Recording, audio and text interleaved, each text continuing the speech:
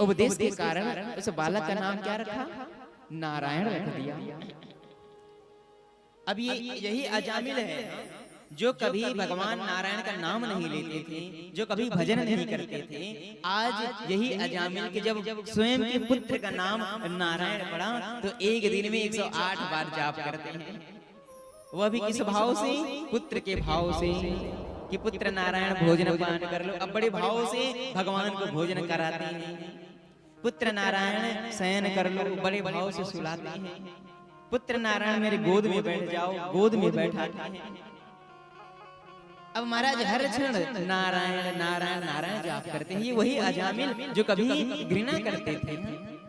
कोई संत नाम जाप करते थे, उनको भी दंड देने के लिए जाते थे। खुद के पुत्र का नाम नारायण पड़ा, अब नारायण नारायण नारायण जाप कर रहे हैं। पुत्र नारायण किस भाव से? पुत्र के भाव से।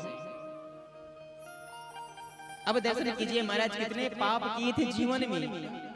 अजामिल कितने पाप किए थे जीवन में।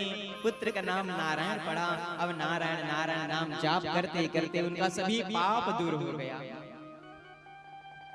इन प्रकारेण किसी भी प्रकार से नाम तो ले रहा है जीवा पर, तो वास्तव में संत कुछ दे करके जाते हैं तो महाराज कल्याण के लिए ही संत देते हैं कि इसका कल्याण किस प्रकार हो।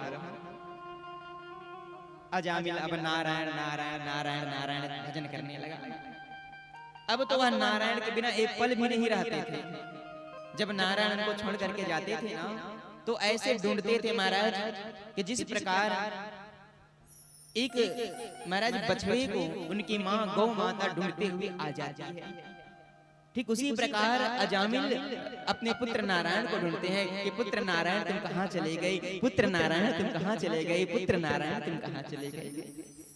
प्रत्येक दिन उस नारायण को बुलाते हैं। महाराज सांसारिक पुत्र का नाम तो नारायण है, परंतु वह सांसारिक के भाव में किसको बुलाते हैं? संसार को बनाने वाले को बुलाते हैं कि पुत्र नारायण पुत्र नारायण पुत्र नारायण। एक दिन क्या हुआ महाराज, यह अजामिल तो अब पूरे दिन नारायण नारायण नारायण जाप किया, बहुत भजन किया, बड़े भाव से ठाकुर को खिलाया भी, नारायण को खिलाया भी।